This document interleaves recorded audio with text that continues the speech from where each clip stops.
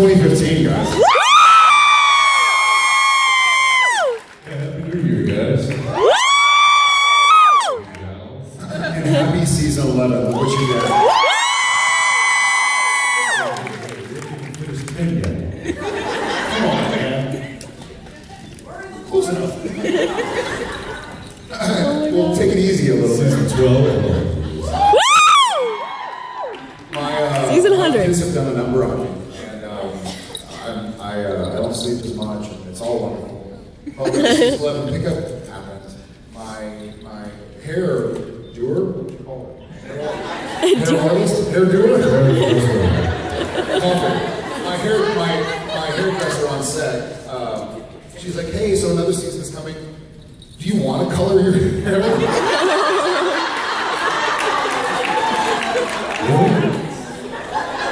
And I was like, no, I'm getting a little grays. And I was like, I thought it was distinguished. And I was like, no, it's okay, not a big deal. And she's like, because we can. And I was like, no, it's okay, it's not a big deal. She's like, well, you just let me know. I was like, God damn it, like Then she would be referred to as your colorist. My color doer? My color doer. So the best news I'm sure he does Misha's, you might as well get a 2 for 1. Oh, like you didn't know that. Nothing The guys in the 70s. brown eye. you love him. That's the best part of season 11 is we got picked up, and luckily, this year, We get to wash out all the gray. Wasn't there a commercial that was like wash away the gray? I don't know, Jensen, you tell me. Is that your secret? Maybe I'm proud to say that she did not propose that situation to me. Woo! Maybe my hair's too short to really go gray, so Maybe he's born with it. Born with a lot. No. What's in this?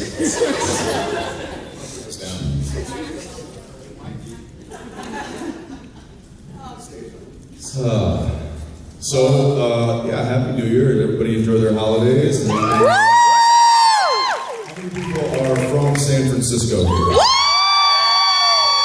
How many people are from California? We're outnumbered. Who's That's very cool. Seattle? Seattle? Who's from Seattle? You know we're coming up there in like a month, right? She's like, yeah, but I like San Francisco. Who's first time? Woo!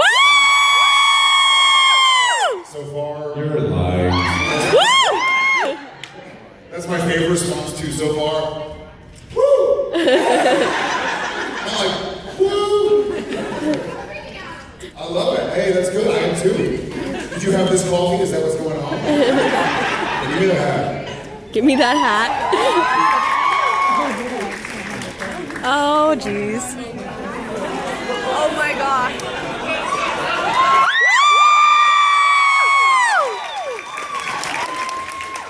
Gorgeous! I saw this on Shark Tank.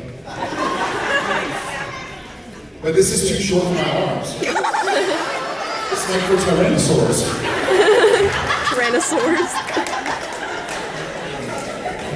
Oh, Jensen.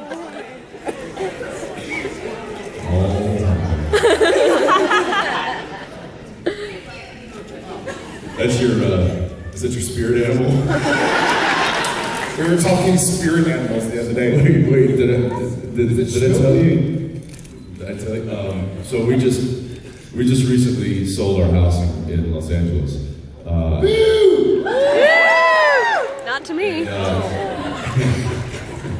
And our real estate agent, as a gift, got my Your real estate agent is not here right now, right? Anybody here, Jensen's real estate agent? got my wife one of those. I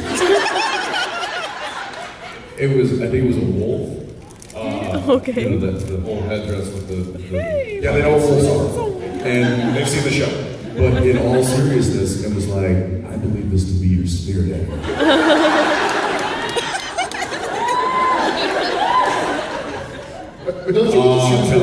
I'm gonna see you. So when you get to choose your own spirit animal? No, it chooses you. Y'all said that in concert. Is that true? Is that true? That's like what's the Harry Potter thing? And you know what I got? She got this, thing. Now I don't know whether to stuff it or shoot it, and Eat it, fry it. she got like a spirit animal. And what did I get? I got a bottle of whiskey. That's your spirit animal. Which, funny enough, It's just my spirit animal. might be. Is it Schmilky that has the thing? So I stole this from a bumper sticker I saw on somebody's computer. Would you call it then a computer sticker? Whatever it was. But Jensen's telling me the story. Jensen and Daniela telling the story about like her spirit animal and the wolf. And I go, I stole this. My spirit animal is brisket. As a true Texan. I guess mine would have to be a moose. It chose me. Well, if that's the case, then mine would have to be a squirrel, and I don't know. You can't choose, it chose you. I was able to, there was another day earlier this week, and it was, we just got back from shooting last week, and everybody's still kind of like groggy, and I was able to frighten somebody accidentally. But I'm sitting there, and we're about to shoot, and we're outside, and a squirrel runs by, and instinctually I was like, squirrel! And 4 or 5 people, it's like 7 a.m., they're doing touch-ups, I'm like, what? Why? Why are you yelling squirrel at 7 a.m.? It's a squirrel, it's It was exciting. He's 5. It doesn't take long. Doing a change. I don't like change. Oh. Actually, those are useless here, so. I'll take it. Somebody wants them. That was a catch. Nice catch. I'm a girl. Live up to it. 2 for 2. That's worth $2 full Canadian dollars.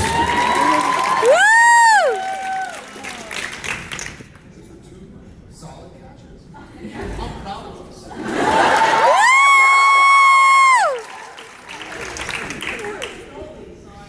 My heart. It's 1 second. Take it off. Take it off! All of it! No, that's not off. Take it off! That's still on! We went out to eat last night. They're gonna take it off. The guy's got gray hair. Give him a break. That's okay. Whoa! Zing! We're sitting outside, it's probably 10 p.m. We just get done eating, and we're downtown San Francisco. And these guys walk up, and they're kind of chatting. They're from Sacramento, and I think they've had a little bit to drink. Yes. It's like 3 Sacramento dudes. They're kind of young and cool, and they kind of just, hey, where's this, where's that?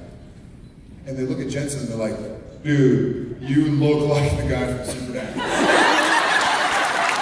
They keep chatting, and they're like, then they look at me, and they're like, dude, you too. That's crazy. Anyways, and finally one of them's like, I don't think this is a coincidence. Y'all are the guys that we. The one guy was like, wow, that's crazy. You guys look a lot like those 2 guys. You too. And you. It's weird. Anyways, so which way is like the train station is? And his buddy's like, I think it is them. I can understand with Juan, like, in the dark, you have a vague resemblance to one of the guys. When there are 2 giant Texan dudes that roughly resemble. I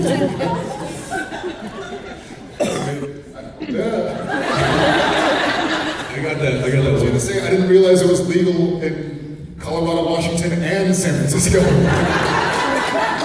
I think they were having a good night. I got that one time I was with my mother, and this person came up to me and was like, you look a lot like that guy from that show.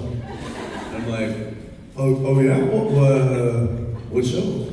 the Supernatural show. I'm like, no, you know what? I've heard that.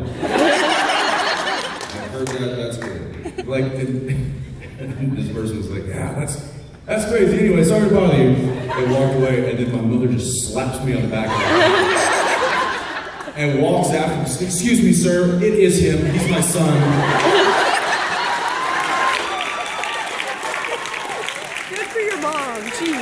Thanks, Mom.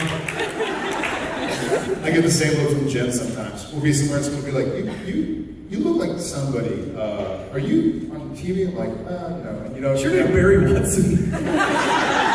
It's still my favorite story ever. Earlier when the show started, my girlfriend at the time, she was talking with somebody about how our boyfriends in the show. And they were like, oh, I've seen it. Like, I like that show. Is he the short one or Barry Watson? Is he the short one? Or the one from Seventh Heaven? And she was like, well, he's not the short one. No, the short one's not really short. He's not from Seventh Heaven, but they look alike, but he has hair. He has hair. But that was a little self-love. Oh, I guess we're doing the Gilmore Girls thing in Austin. I'll be there. I know you will. Oh yeah, I can't wait. Meet you there. Ooh. Jensen, please shut up. When hearing objections. All right, we have managed to chat away. Did anybody have any pressing concerns for 2015 they had to ask or tell? Or I see a hand. I see a shadow of a hand. I think I'm looking at you. Yes. With the fingers. Hi. Hi. Now that you've both been good and evil, what's more fun to play?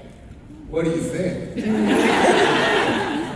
I think evil's a lot of fun. Yeah. But maybe it's just because it's a departure. Like if we were evil characters at our core, I think I'd become something good. I think that the change is nice. In my opinion. Yeah, I think the obvious answer is evil because it is a change of pace.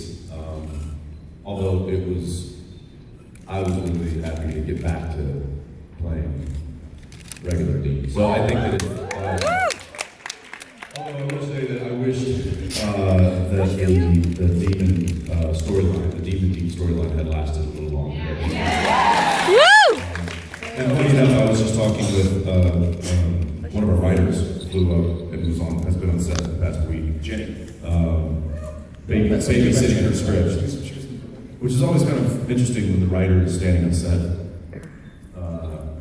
Because Jared and I will often take liberties with the script that we aren't really held accountable for because they're generally 1,500 miles away. But that was interesting. I did find myself being more kind of word perfect or more eager to be more word perfect.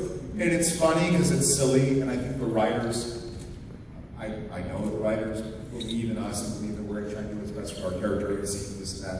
But when there's a writer on set, all of a sudden you're like, sorry, I said don't instead of do not. I didn't mean to. I forget sometimes. I'm almost sort of like a child. You just become aware of it, for sure. Yeah. But anyway, I was talking to Jenny, and the subject of Demon Deep was brought up, and she said that she and a few others agreed that they wished that storyline had lasted a little longer, but you know, that's kind of the name of the game. What's the last one we aired? What's the last episode we aired? The things we left behind. Oh, that's right. That's right. We killed her. Oh, yes. Look, I was forced into the situation. You're a real jerk. We forgive you. It's okay.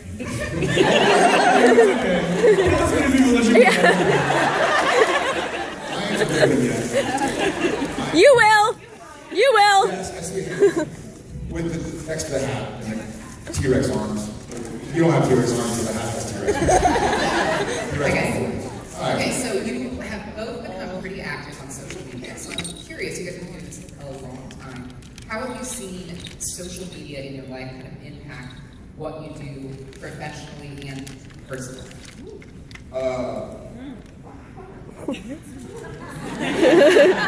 Yes. I've done it for longer, so I'll go first. When social media started, I was anti it just because it was something new that I didn't understand. I was kind of in this gray area of, I was a bit too old to do it for fun, and a bit too young to realize that I probably should go ahead and, you know what I mean, like if you were 50, you're like, well, I better do this, because this is how I can keep touch. But when I finally started doing it, and I started my Twitter account for the Brian Buckley band to kind of raise awareness about it. Woo! And then gradually, sort of coming to terms with what's going on, we flew down with Tomo, and we had a great conversation about, I wish I was more active, and something will occur to me, and it'll be, I think it's funny, so it's probably not funny. But,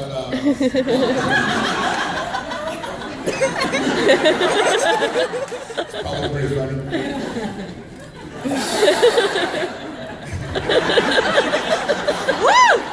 And I'll have a thought, and then a couple days later I'll be like, oh, I should have tweeted that or something. That would have been fun.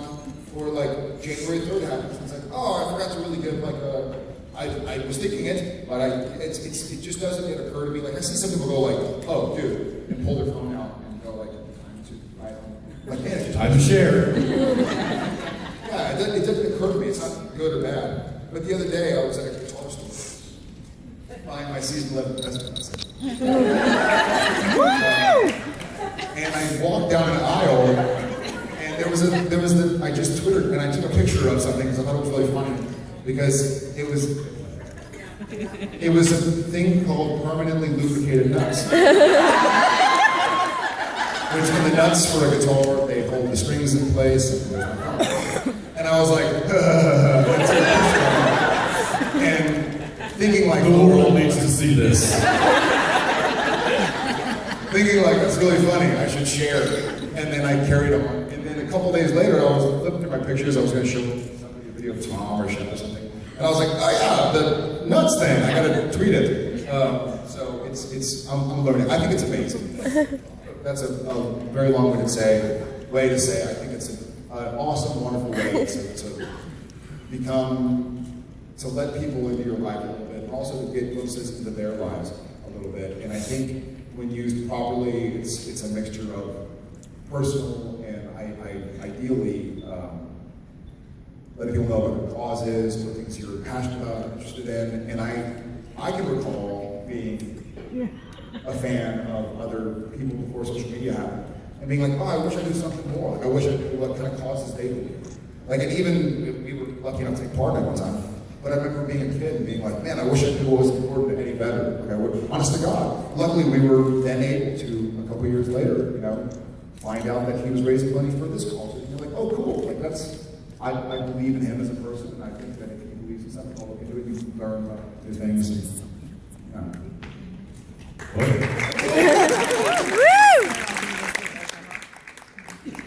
My turn? yeah. That's really interestingly written. I've never seen a pick me sign. Yes, you have. I flash you one every day. And every time I tear it. It's right through my soul.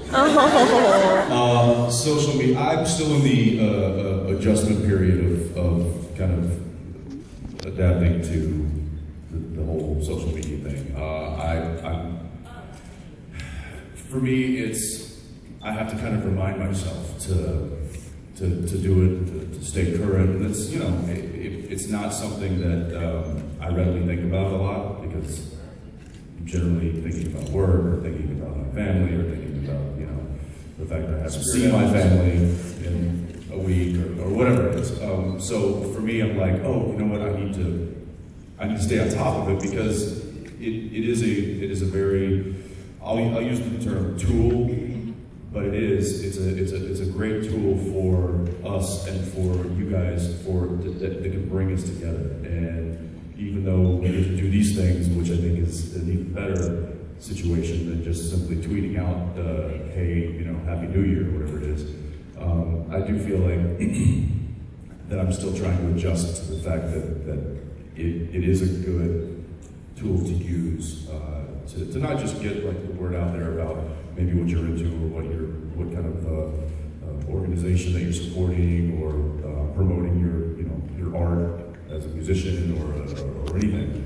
But I think it's making the world smaller and it's bringing us more together. And I think for that, it's a really, really unique and great thing. That's the idea of art. Yeah.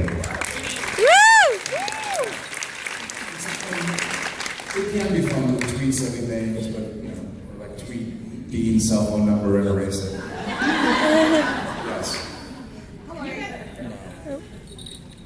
Yeah, were you guys privy to that situation? Did anybody you guys call know what it was, right? Did anybody text it? Because we read about 300 text messages. I should shoot you not.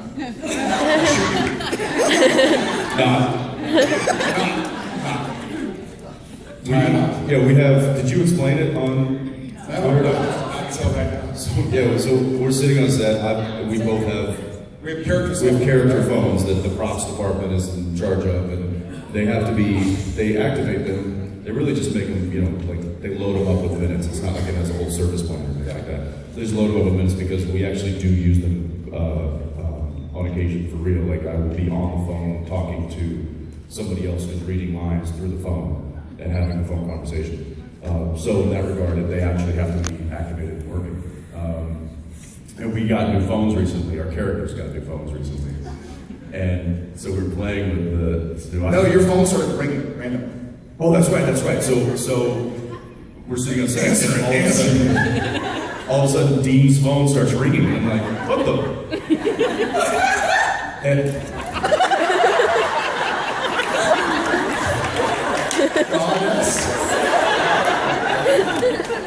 maybe that's the person who called me. And so it comes up with this number, and it was a Vancouver number. So I thought it may have been. He showed me. He's like, hell, I'm like, somebody's calling me right now. And I thought it was our props person. I thought it was Robin. And I look over and she's not on the phone. And who's calling me right now? And he's like, answer.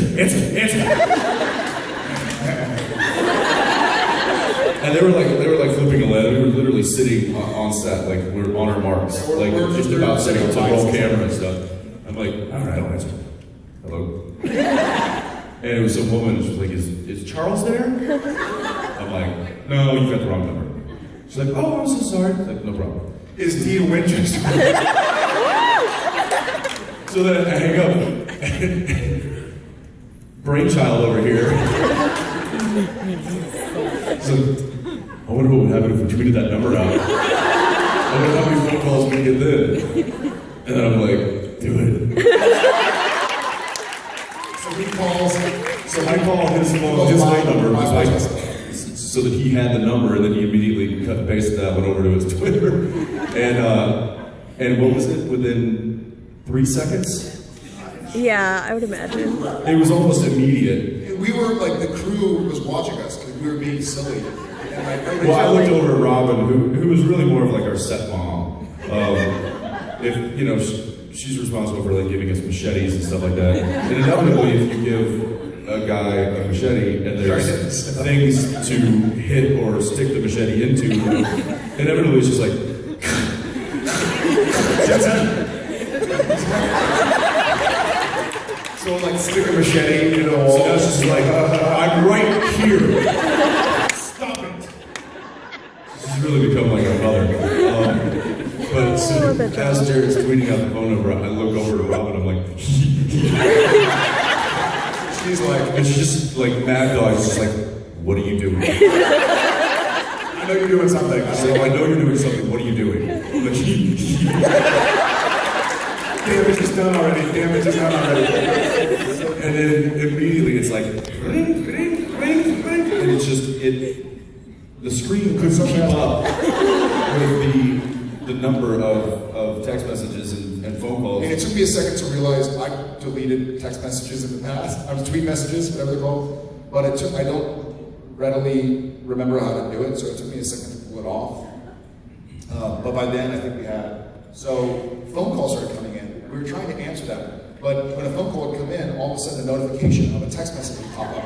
And you couldn't close the text messages. I was trying to hit speakerphone so that we could talk together to whoever was trying to call us. and I couldn't get the screen to hit speakerphone to stay on long enough to hit speakerphone before other phone calls were coming in. And so I literally was like, cancel, clear, cancel, clear, cancel, speakerphone, clear, cancel, clear. So a few of them we were able to answer. And one we answered was like, hello? Who is this?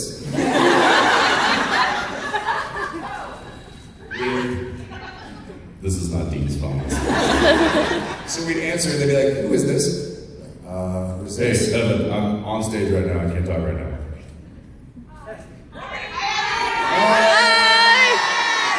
Everybody says hi. And you're on speakerphone. You're on speakerphone, just so you know, so don't stay anything stupid.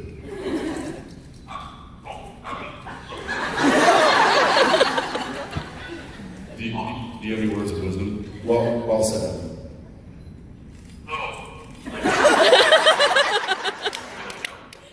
We're all now better for this conversation. Go ahead.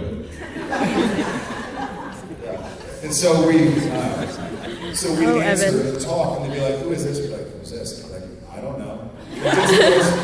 And Jensen goes, you don't know who you are? Who is this? Who is this? I don't know. You don't know who you are? No. And then click. Oh my God! And then one of the girls, here's the double-edged sword of social media, is one of the girls, it ends up being, apparently it's her birthday, it didn't sound like she was lying. She's 10. Yeah. What? Have we met Ashley? Does anybody know her? Oh, okay. Yeah, so we talked to her, she was so sweet, and she didn't believe it was us. And she's like, I don't even know if I believe this, but my friends would certainly not believe it. So I tweeted, like, nice talking, Ashley. Oh, yeah. The double-edged sword is that, like, you know, it was nice to have a cool, kind of crazy moment on set and wish somebody had a Yeah, birthday. she was on, we put her on speakerphone, and at this point now, the camera crew and the sound guys, they're all leaning in going like, all right, what are you guys doing, what's happening? And we put her on speaker, and she's like, it's my birthday. We're like, yeah, happy birthday. And then the whole crew was like, happy birthday, Ashley. And she was like, I don't know if I believe this, but thank you. And so that was that. And then I tweeted, nice talking, Ashley. And some of it's like, oh, that's so cool, left a girl. And some of it was like, you're married! Like, who is this? And I'm like, Jen, just call me, like, I'll explain it. So, I'm here watching your sons and you're talking with Ashley. It wasn't her, she thought it was super sweet. She was like, oh, that's cool, girl, she do it more often. I was like, well, Robin will get mad. They have to go change the phone number. And by the way, whatever they loaded up with, you know, you preload phones with like burner phones for $25 or $100. Or that phone number is now obsolete. The phone number is now, yeah. Our props department was like, thanks, now we have to get a new phone. So many came in that the incoming texts and voicemails depleted the account. The data, the packet. However, luckily it was a preload, not like an open-ended package. Yeah. Yes, that would have been bad. How much does 700 text messages cost? I don't know. Let's do Pick Me over there. Since you made a sign. Woo! Hi, boys. Hey. Okay, so me and my friends were talking about how if Sam was little, or when Sam was little, maybe he was scared of clowns because of the Joker from Batman, or he was scared of clowns or like the Joker because of clowns, and maybe like that's why Dean always refers himself to Batman to protect his little brother.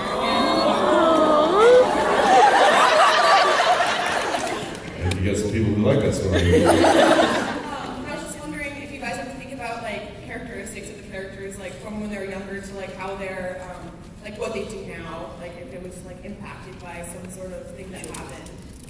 I think who we are at our very base was impacted more by John Winchester and Mary and the life we led, the vagaries of the ghost hunting business and living in motels and this and that. It's given the boys a thick skin. As an actor, that is classically how I would prepare for a role. I create some backstory. You feel more like a human being when you're you're saying the lines.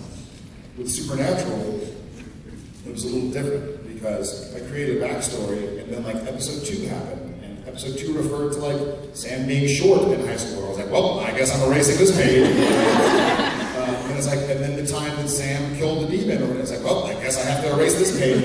So the show is going on so long that I feel like, in some sense, we all know Sam Bean as well as we know Sam. And that's been the wonderful part of learning them together.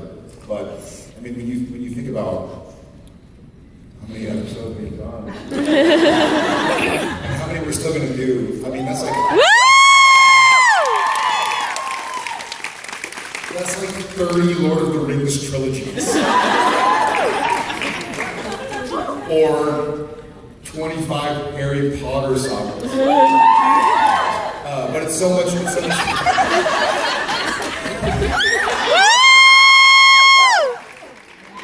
Patronus. So I feel like a lot of our backstory has been created with you guys. Maybe that is what's going on with the Joker and Clowns and Batman. That's pretty cool, actually. Now the hands. Yeah, I think yeah. Hello, how you doing? That's a fake accent. No, it's fine.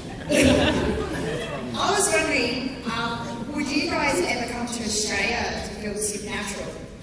And if you did, would you like to buy drop bears and yowies and like... Once more in English, please. Boy,